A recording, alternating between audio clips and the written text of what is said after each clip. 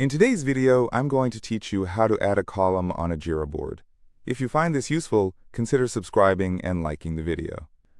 Alright, let's dive right into the process of adding a column to your Jira board. If you're working as part of a team, managing tasks visually through a board can improve collaboration and clarity, so adding columns when needed is important. First things first, you'll need to log in to your Jira account. If you're not already logged in, go to your browser and head over to the Jira login page. Once you're in, navigate to the Jira dashboard where you have access to all your boards. You'll want to click on the board that you're working with.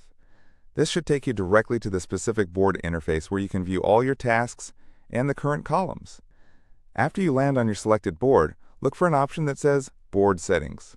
This is typically found on the sidebar of your board, but it can sometimes be in the top right corner depending on your layout settings. Once you click on Board Settings, a new menu should pop up where you can adjust various settings including columns, swim lanes, and card colors. Now, from the Board Settings menu, you'll notice a section labeled Columns. Click on that, which will bring you to a page specifically for managing the columns on your board. The layout here may resemble a simple table where you can see existing columns, along with options to add new ones. To create a new column, simply look for the button that says Create Column or Add Column. It's usually located at the top of the column list or somewhere prominent on the page. Click on that, and a new field will appear asking you to enter a name for your new column. This is the part where you can get creative. Type in a name that reflects what the column will represent.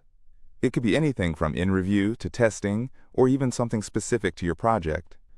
Once you've named your new column, the next step is to decide where you want it to appear within your existing column structure. Click on the section or column where you want your new column to be placed. For example, if you want it right next to the In Progress column, simply select it. After you've positioned it correctly, hit that Add Column button again to finalize creating the column. Now you should be able to see your newly created column in the list of columns on your board, so feel free to double check that everything looks good. Now that you've added the column, you might want to return to the main board view. Look for the option to Back to Board on the Settings page. This usually allows you to seamlessly navigate back to where you started. With just a click, you will find yourself back on your main board. And the moment you've awaited is finally here. If you followed these steps correctly, you should now see your new column visible on your board. You can start dragging and dropping tasks into it immediately to keep your workflow organized. And there you go! You've successfully added a new column to your Jira board. This can really help streamline your project management process and enhance how your team works together.